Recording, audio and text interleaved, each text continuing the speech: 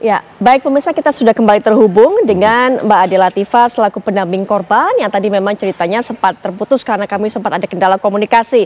Dan kita juga sudah bersama dengan tersangka, ada Mas Iwayan Agus Suwartana. Selamat malam Mas Agus.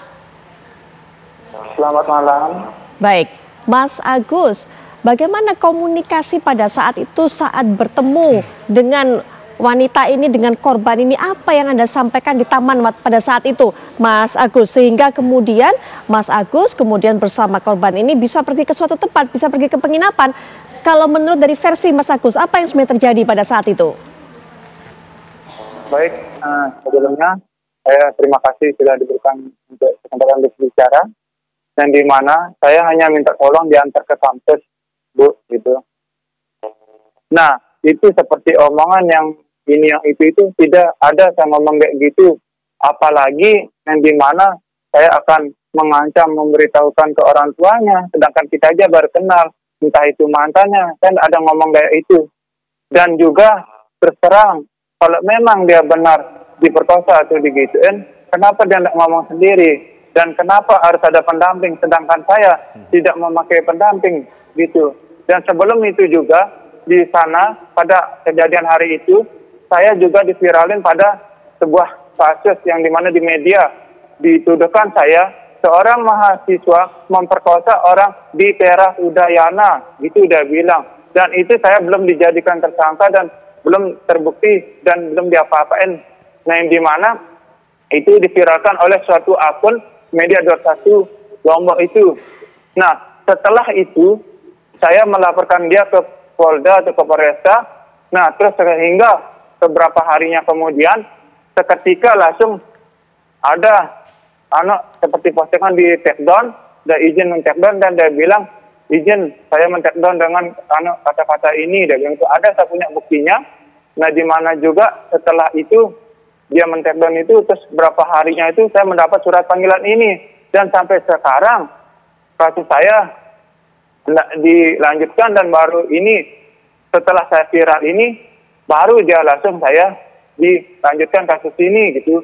Dan saya terus terang tidak ada punya apa-apa, Bu, untuk ngasih pendamping atau apa gitu. Kok bisa pendampingnya ngomong seperti itu? Kenapa tidak langsung orangnya sendiri yang ngomong gitu? Mas Agus, kalau memang kejadiannya gitu, bagaimana faktanya yang sebenarnya gitu? Dan saya diviralkan itu tanpa di-blur mukanya dan terus terang nama saya, dan dibilang saya Agus Buntung dengan ciri-ciri tidak memiliki tangan. Ini ada buktinya, akan saya secepatnya akan saya buktiin juga, biar di mana kasus ini juga keadilannya yang sama. Jangan hanya kasus saya aja yang diginiin gitu. Sedangkan pencemaran nama baik yang sudah terang-terang itu terbukti undang-undang ITE itu tidak diapa-apain gitu.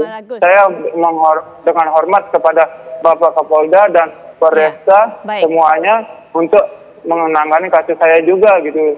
Saya terserah saya aja yang dituduh gitu. Mas Agus, apakah sudah memberikan keterangan ini semua kepada pihak kepolisian? Yang mana, Bu? Ya, keterangan bagaimana kronologi versi Mas Agus, apakah memang sudah diperiksa oleh pihak kepolisian? Sudah disampaikan? Yang maksudnya kurang jelas, Bu. Kurang jelas. Kronologi peristiwa versi Mas Agus, apakah sudah disampaikan kepada pihak kepolisian? Sudah, Bu, sama yang saya sampaikan seperti yang saya sampaikan di media-media TV ini, Bu, gitu. Tapi kenapa kok malah berbeda dengan pendamping ini gitu, Bu? Mas Agus, adakah bukti ataupun adakah bukti ataukah adakah juga saksi yang memang bisa melihat pada saat itu bahwa Mas Agus memang sesuai kronologinya seperti yang Mas Agus ceritakan? Iya, di sana terus terang saya hanya sebentar ngomong dan nggak ada ngomong apa-apa gitu. Dan dia yang menggonceng, dia yang bayar, dia yang semuanya, Bu, gitu. Baik, kan kalau memang dia tidak mau dari awal atau saya memaksa atau mengancam, kan dia dari awal sudah tidak mau gitu.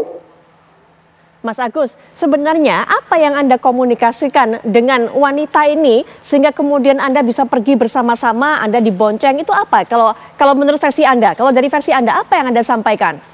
Ya, ini secara jujurnya bukan versi saya. Saya hanya bilang, Mbak, minta tolong antarin ke kampus, dia bilang gitu. Terus dia bilang, iya saya antarkan, tapi saya masukin anak dulu di laptop, dia bilang gitu kan, laptopnya di tas, gitu. Nah, seketika dia gitu dah langsung nganter saya gitu. Anda meminta wanita yang baru Anda kenal, yang baru Anda temui untuk mengantar Anda ke kampus, Mas Agus? Ya, cuman itu aja, nggak ada untuk berbincang atau mengancam dengan ngasih tahu orang tua, nanya-nanya kejadian sama mantan. Nggak mungkin saya tahu nama orang tuanya, sedangkan kita baru kenal. Mas Agus, kenapa kemudian Anda meminta wanita yang Anda baru kenal untuk mengantar?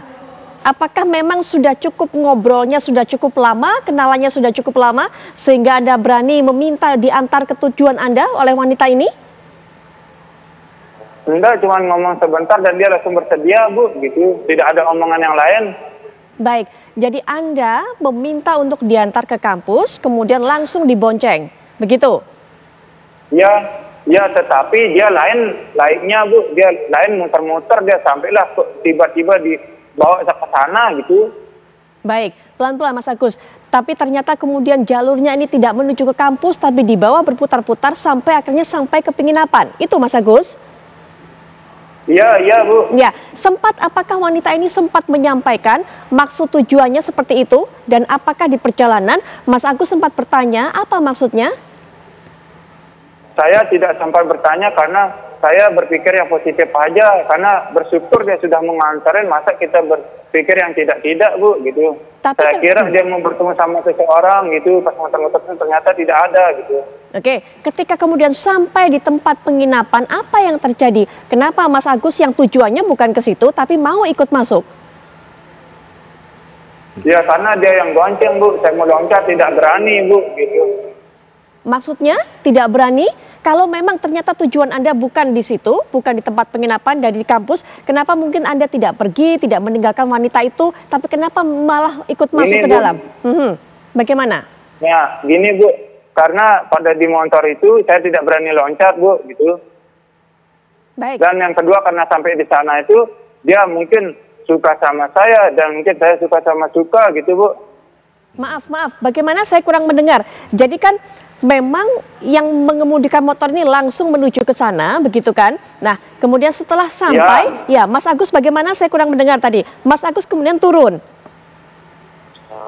Dia yang turun, dia yang bayar, Bu, gitu. Baik. Nah, Mas Agus. Dia yang turun, dia yang bayar. Baik. Dia yang bayar. Bayar ini maksudnya adalah bayar kamar, betul Mas Agus? Ya, nah, dia yang bayar kamar, baik, gitu. Baik. Yang saya pertanyakan adalah ketika kemudian sampai di penginapan, ini bukan merupakan tujuan Mas Agus. Kenapa Mas Agus masih mau mengikuti wanita itu? Jika yang itu yang Mas Agus katakan bahwa ini keinginan wanita itu. Kenapa Mas Agus kemudian tidak pindah, ataupun juga tidak meninggalkan dan pergi ke tempat tujuan asli Mas Agus, yaitu ke kampus? Karena dia bilang suruh masuk, saya masuk. Nah, setelah masuk itu, dia yang bukain baju celana saya dan dia buka sendiri, gitu. Disuruh ya. Mas Agus ikut, kemudian mau masuk, kemudian tadi masalah membuka baju, itu keinginan dari wanita tersebut. Masalahnya adalah kenapa Mas Agus mau sampai kemudian masuk ke kamar, ataupun juga sampai wanita tersebut membuka baju dan sebagainya. Kenapa Mas Agus masih mengikuti keinginan wanita itu? Kenapa? Ya, karena atas dasar saya suka sama dia dan dia suka sama saya karena dia yang bukain, gitu, Bu, gitu. Tetapi setelah atas dasar suka itu, dia setelah dia melakukan itu sama saya, dia yang pakaiin baju, dia yang membersihkan lagi. Nah, seketika setelah itu dia menelpon seorang temannya, Bu. Dia bilang, tunggu saya di Islamic Center, dia bilang. Tetapi sebelum kamu sampai di sana, saya tidak bisa berhenti, dia bilang gitu, Bu. Nah, setelah itu dia kembali naruh HP-nya di helmnya. Nah, terus bertemulah, diputer-puterin lagi, bertemu di Islamic Center. Nah, seketika ada kejadian, Bu, yang dimana kejadian seperti ada tuduhan ini, tuduhan itu. Nah, itu satu orang yang memfoto saya.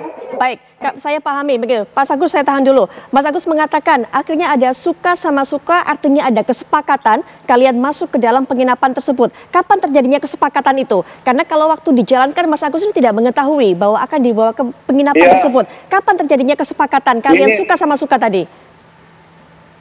Karena kesepakatan itu terjadi, Bu, karena dia yang bukain dan saya hanya diam, Bu, gitu. Kalau Baik. memang dia tidak suka sama kita, untuk apa dia bukain saya, Bu, gitu. Baik, tapi dari pihak Mas Agusnya, yang saya tanyakan dari pihak Mas Agusnya, kapan kemudian Mas Agus akhirnya mau menurut karena Mas Agus suka, begitu kan? Apakah kemudian ada kesepakatan juga akhirnya, oke, baik, kita masuk ke dalam kamar tersebut? Memang Mas Agus menghendaki seperti itu? Enggak, saya suka sama dia setelah saya dibukain sama dia, jadi saya diam gitu. Baik, baik Mas Agus, tahan sampai di situ terlebih dahulu. Baik, selanjutnya kita juga sudah bersama Mbak Ade tadi sudah mendengarkan tadi apa yang disampaikan oleh tersangka. Tanggapannya langsung saja Mbak Ade. Ya, itu sangat jelas membuat-buat ya, karena jadi begini, saya lanjutkan mungkin dari yang tadi saya sempat jelaskan. Silakan, ya, silakan. Bahwa pada saat korban sedang duduk-duduk sambil membuat konten di Taman Udayana, itu pelaku Agus datang untuk mengajak korban berkenalan. Kemudian di situ pelaku berusaha untuk mengambil simpati dari korban, sampai akhirnya korban percaya bahwa si pelaku ini tidak bermaksud apa-apa, hanya ingin berbincang-bincang saja. Nah, kemudian tadi terjadi satu momen di mana pelaku mengarahkan korban untuk melihat ke arah utara, di mana di sana terjadi satu adegan yang membuat si korban ini merasa terkejut hingga menangis dan ketakutan. Yang kemudian si pelaku ini mengajak korban untuk berpindah tempat ke tempat yang lebih belakang, di mana tempat itu lebih sepi, tidak ada orang, untuk menghindari adegan itu. Nah, dan itu juga membuat korban masih percaya karena memang tidak ada kecurigaan saat itu dari sisi korban. Tapi kemudian dalam proses perjalanan dari satu titik ke titik yang di belakang teras Taman Udayana itu dari situ pelaku sudah mulai banyak membicarakan tentang hal-hal yang berkaitan dengan masalah pribadi korban, baik itu keluarga, masalah perkuliahan, masalah asmara, seksualitas, dan lain sebagainya, yang kemudian membuat korban ini merasa ada beberapa hal yang kenapa akurat, beberapa hal kenapa bisa akurat begitu. Dan di situ korban bertanya-tanya sambil merasa ketakutan, bertanya-tanya pada dirinya sendiri dan merasa ketakutan. Sampai akhirnya di belakang, di bagian belakang Taman Udayana, di situ korban kemudian diberikan diberitahu oleh si pelaku bahwa kamu sekarang sudah terikat dengan saya, karena saya sudah mengetahui seluk-beluk tentang kamu, saya sudah mengetahui hidup kamu, saya sudah mengetahui semua masalah kamu. Jadi si pelaku ada statement seperti itu. Kemudian si pelaku juga mengatakan, kamu harus mandi bersih, kamu harus membersihkan diri kamu dari dosa-dosa masa lalu bersama saya, begitu. Jadi kemudian si korban menolak maksudnya. Korban di situ menolak. Korban mengatakan bahwa saya sedang berpuasa dan urusan taubat saya bisa taubat sendiri. Saya tidak mau mandi bersih dengan kamu, seperti itu.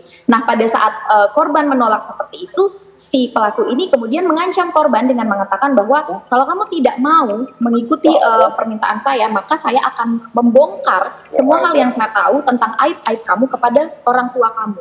Dan bagaimana kemudian si korban percaya dengan itu? Karena korban melihat bahwa dari keterangan-keterangan tadi saat perjalanan pindah titik itu, si pelaku itu ada beberapa hal yang akurat. Sehingga korban merasa, oh mungkin juga si pelaku ini tahu tentang orang tua saya. Karena dia punya keterikatan dengan saya yang tadi bilang sama pelaku itu. Sehingga kemudian korban di situ ketakutan seperti itu. Mbak Ade, mohon maaf, saya tahan dulu. Kita akan jeda sejenak dulu Mbak Ade. Tapi setelah jeda nanti kita akan lanjutkan. Mbak Ade, singkat mungkin sebelum jeda. Usia berapa korban ini Mbak Ade? Masih mahasiswa. Mahasiswa usianya? Semester akhir. Semester akhir, mahasiswa semester akhir ya Mbak Ade ya? Baik, nanti kita tahan dulu Mbak Ade, Mas Agus. Nanti kita lanjutkan lagi perbincangan. Mbak Alisa juga akan berikan pandangan setelah jeda. Kami sudah kembali.